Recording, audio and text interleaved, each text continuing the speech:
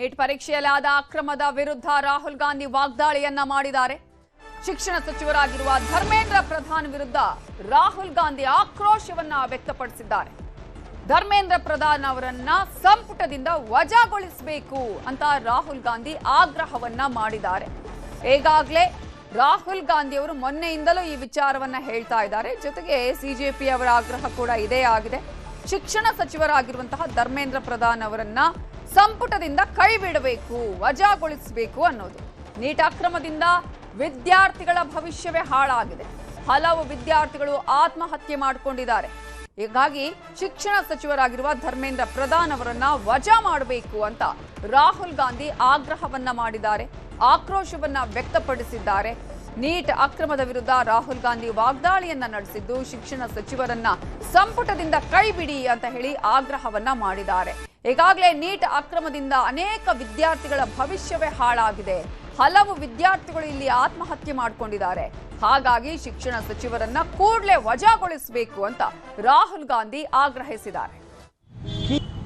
Main चीज जो हम कहना चाहते हैं कि स्टूडेंट्स की 3 डिमांड्स हैं और these are not negotiable demands. And this is not me saying it, this is the students of India saying it, that there are 3 non-negotiable demands. The first demand, pehli demand, is that the education minister, who is corrupt, incompetent, misaligned, has to be sacked. There is some talk going on. We get information these days from the government. There's some talk going on in Mr. Modi's cabinet that the solution is to move Mr. Dharmendra Pradhan from education to some other ministry.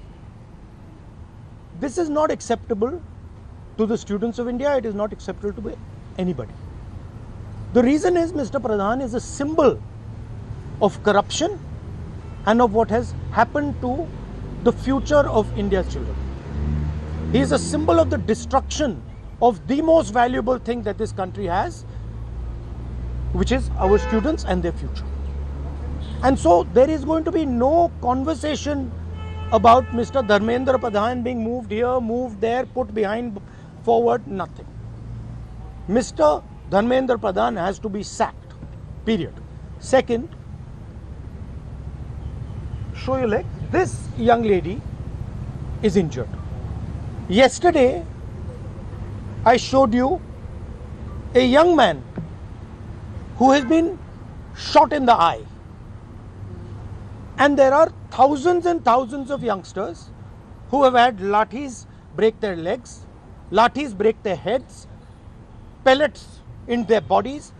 The people who have done this, the organizers and the implementers, need to be punished and made accountable.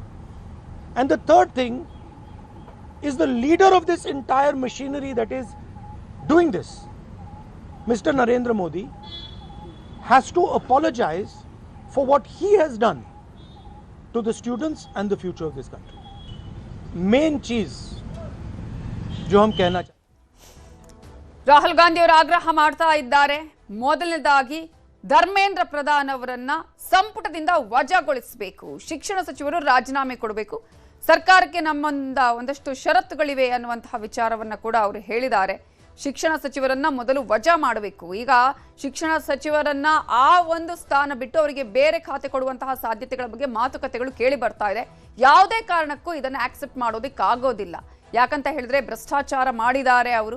ಹಾಗಾಗಿ ಅವರನ್ನ ಆ ಒಂದು ಕ್ಷೇತ್ರದಿಂದ ಅಂದ್ರೆ ಆ ಒಂದು ಇಲಾಖೆಯಿಂದ ಮಾತ್ರ ಅಲ್ಲ, ಯಾವುದೇ ರೀತಿಯ ಸ್ಥಾನವನ್ನು ಅವರಿಗೆ ಕೊಡಬಾರದು ಅನ್ನುವಂತಹ ಒಂದು ಷರತ್ತನ್ನ ಕೂಡ ವಿಧಿಸಿದ್ದಾರೆ. ಜೊತೆಗೆ 3 ಡಿಮ್ಯಾಂಡ್ಸ್ ಇದೆ. ಆ 3 ಡಿಮ್ಯಾಂಡ್ ಅಲ್ಲಿ ಒಂದು, ಪ್ರಧಾನ್ ಅವರನ್ನ ಸಂಪುಟದಿಂದ ಕೈ ಬಿಡೋದು.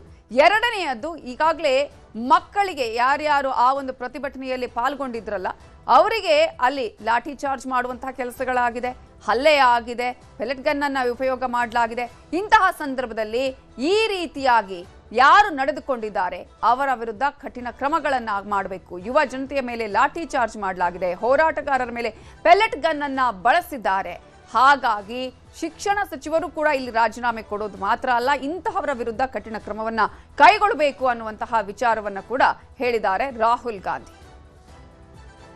ಶಿಕ್ಷಣ ಸಚಿವ ಪ್ರಧಾನ್ ರಾಜೀನಾಮೆ ಕೊಡಬೇಕು, ಪ್ರತಿಭಟನೆ ಕೈ ಬಿಡಲ್ಲ ಅಂತ ಎಲ್ಲರೂ ಕೂಡ ಹೇಳಿದ್ದಾರೆ.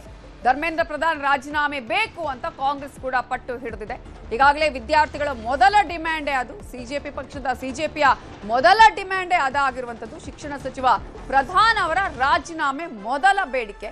ಹಾಗಾಗಿ ಒಂದು ವೇಳೆ ಅವರು ರಾಜೀನಾಮೆ ಕೊಟ್ಟಿಲ್ಲ ಅಂತ ಹೇಳಿದ್ರೆ ಪ್ರತಿಭಟನೆ ಕೈ ಬಿಡಲ್ಲ ಅಂತ ಎಲ್ಲರೂ ಕೂಡ ಹೇಳಿದ್ದಾರೆ. ಮಕ್ಕಳ ಏಟಿಗೆ ಬಿಜೆಪಿಗೆ ತಡೆಯೋದಿಕ್ಕಾಗ್ತಾ ಇಲ್ಲ, ಇಡೀ ದೇಶದ ಮಕ್ಕಳೇ ಇಲ್ಲಿ ದಂಗೆ ಎದ್ದಿದ್ದಾರೆ. ಪ್ರಧಾನ್ ರಾಜೀನಾಮೆ ಕೊಡಬೇಕು ಅಂತ ಡಿ.ಕೆ. ಶಿವಕುಮಾರ್ ಈಗ ಹೇಳಿಕೆಯನ್ನ ಕೊಟ್ಟಿದ್ದಾರೆ. ಈಗಾಗಲೇ ಕಾಂಗ್ರೆಸ್ ಕೂಡ ಈ ವಿಚಾರದಲ್ಲಿ ಸಿಜೆಪಿಗೆ ಸಪೋರ್ಟ್ ಮಾಡ್ತಾ ಇದೆ, ವಿದ್ಯಾರ್ಥಿಗಳಿಗೆ ಸಪೋರ್ಟ್ ಮಾಡ್ತಾ ಇರುವಂತದ್ದು. ಮೊನ್ನೆ ಕೂಡ ಡಿ.ಕೆ. ಶಿವಕುಮಾರ್ ಜಂತರ್ ಮಂತರ್ನಲ್ಲಿ ಆದಂತಹ ಪ್ರತಿಭಟನೆಯಲ್ಲಿ ಅವರು ಕೂಡ ಪಾಲ್ಗೊಂಡಿದ್ರು.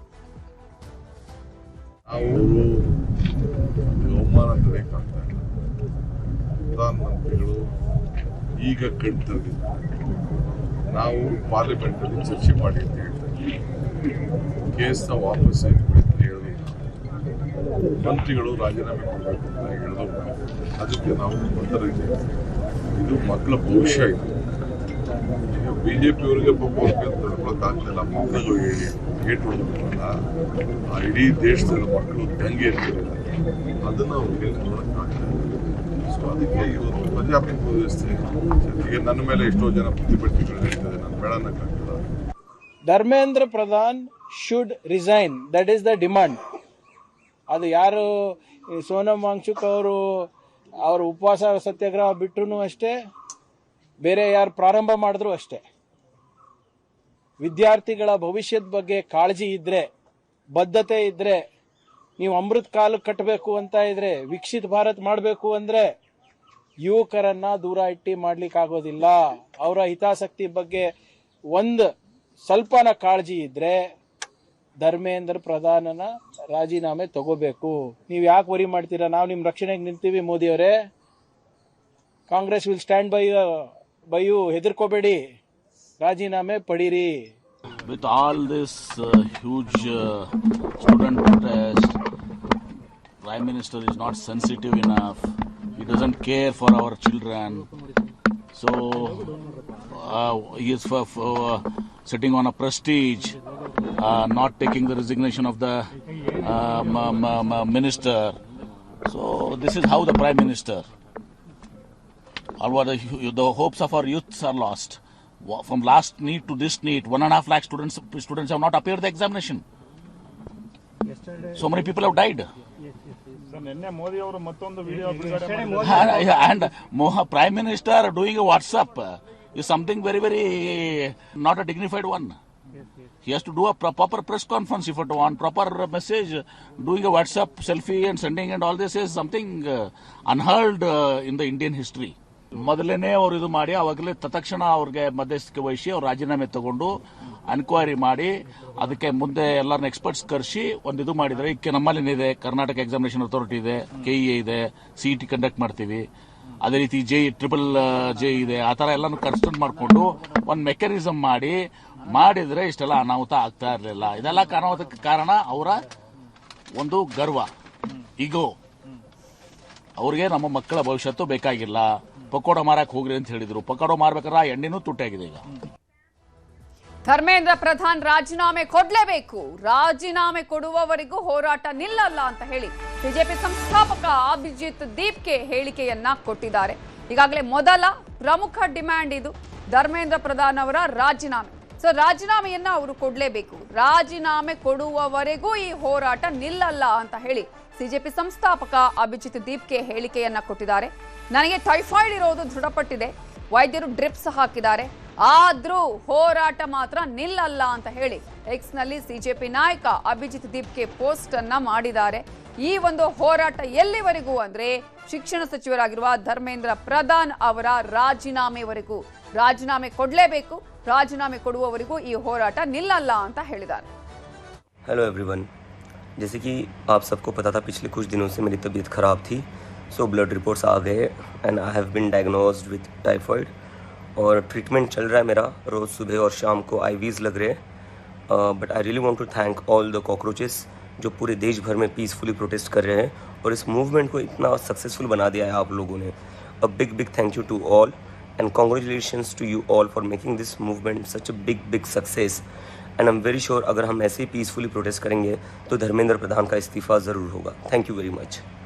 हेलो एवरीवन, जैसे कि आप सबको पता था पिछले कुछ दिनों से मेरी तबीयत ख़राब थी, सो ब्लड रिपोर्ट्स आ गए एंड आई हैव बीन ದೆಹಲಿಯಲ್ಲಿ ತೀವ್ರಗೊಳ್ಳುತ್ತಾ ಇದೆ ಸಿಜೆಪಿ ಪ್ರತಿಭಟನೆ। ಇವತ್ತು ಮೂರನೇ ಸುತ್ತಿನ ಮಾತುಕತೆ। ಸೊ ಮೂರನೇ ಸುತ್ತಿನ ಮಾತುಕತೆಗೆ ಹೋಗೋದಿಕ್ಕೂ ಮೊದಲು ಕಂಡೀಷನ್ಸ್ ಇದೆ। ಆ ಕಂಡೀಷನ್ ಏನು? ಪ್ರಧಾನ್ ರಾಜೀನಾಮೆ ಹೊರತಾಗಿ ಚರ್ಚೆ ಮಾಡಲ್ಲ ಅನ್ನೋದು। ನಿನ್ನೆ 3 ಡಿಮ್ಯಾಂಡ್ಸ್ ಇತ್ತು, ಆ 3 ಡಿಮ್ಯಾಂಡ್ಸ್ ಅಲ್ಲಿ 2 ಡಿಮ್ಯಾಂಡ್ಸ್ ಅನ್ನು ಫುಲ್ಫಿಲ್ ಮಾಡುವಂತಹ ಭರವಸೆಯನ್ನ ಕೇಂದ್ರ ಕೊಟ್ಟಿದೆ, ಸಚಿವರುಗಳು ಕೊಟ್ಟಿದ್ದಾರೆ। ಆದ್ರೆ ಮೊದಲ ಡಿಮ್ಯಾಂಡ್ ಇದೆಯಲ್ಲ ಅದರ ಬಗ್ಗೆ ಇವತ್ತು ಮಾತಾಡೋಣ ಅಂತ ಹೇಳಿದ್ದಾರೆ। ಮೂರನೇ ಸುತ್ತಿನ ಮಾತುಕತೆ ಇವತ್ತಿನ ಕೆಲವೇ ಹೊತ್ತಿನಲ್ಲಿ ನಡೆಯುತ್ತೆ।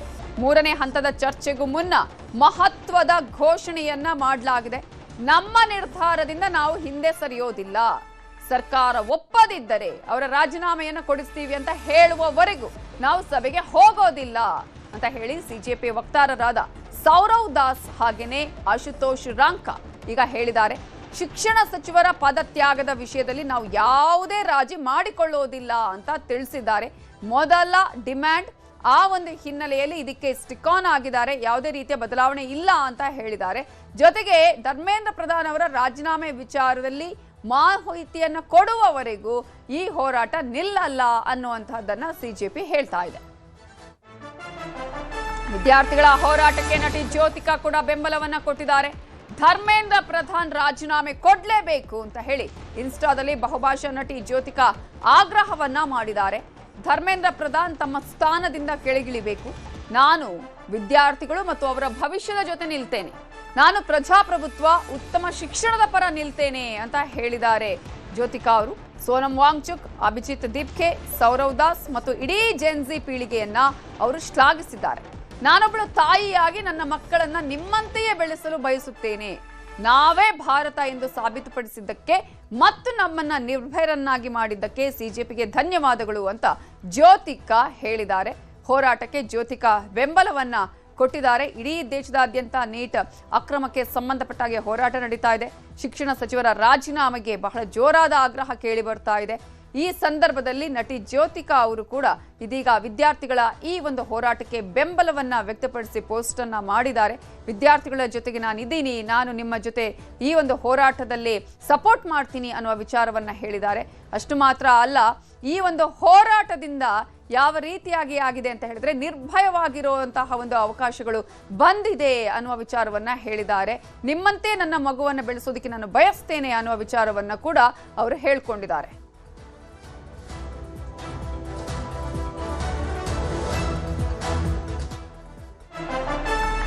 ದೆಹಲಿಯ ಪ್ರತಿಭಟನೆಯಲ್ಲಿ ಪೊಲೀಸರ ದೌರ್ಜನ್ಯ ಆರೋಪಕ್ಕೆ ಸಂಬಂಧಪಟ್ಟ ಹಾಗೆ ಎಲೆಕ್ಟ್ರಿಕ್ ಶಾಕ್ ಪೆಲೆಟ್ ಗನ್ ಬಳಕೆಗೆ ತಕ್ಷಣವೇ ನಿಷೇಧವನ್ನ ಹೇರಲಾಗಿದೆ। ಇದೇ ಈಗ ದೊಡ್ಡ ಆರೋಪ ಇರುವಂತದ್ದು, ಮಕ್ಕಳ ಮೇಲೆ ಪೆಲೆಟ್ ಗನ್ ಅನ್ನ ಬಳಕೆ ಮಾಡಲಾಗಿದೆ ಅನ್ನುವಂಥದ್ದು, ಜೊತೆಗೆ ಮೊನ್ನೆ ಲಾಠಿ ಚಾರ್ಜ್ ಆಯಿತು, ಎಲೆಕ್ಟ್ರಿಕ್ ಶಾಕ್ ಅನ್ನ ಕೂಡ ಕೊಟ್ಟಿದ್ದಾರೆ ಅನ್ನುವಂತಹ ಆರೋಪ ಕೇಳಿ ಬಂದಂತಹ ಹಿನ್ನೆಲೆಯಲ್ಲಿ ಇದೀಗ ತಕ್ಷಣದಿಂದಲೇ ಎಲೆಕ್ಟ್ರಿಕ್ ಶಾಕ್ ಹಾಗೆ ಪೆಲೆಟ್ ಗನ್ ಬಳಕೆಗೆ ನಿಷೇಧವನ್ನ ಹೇರಲಾಗಿದೆ।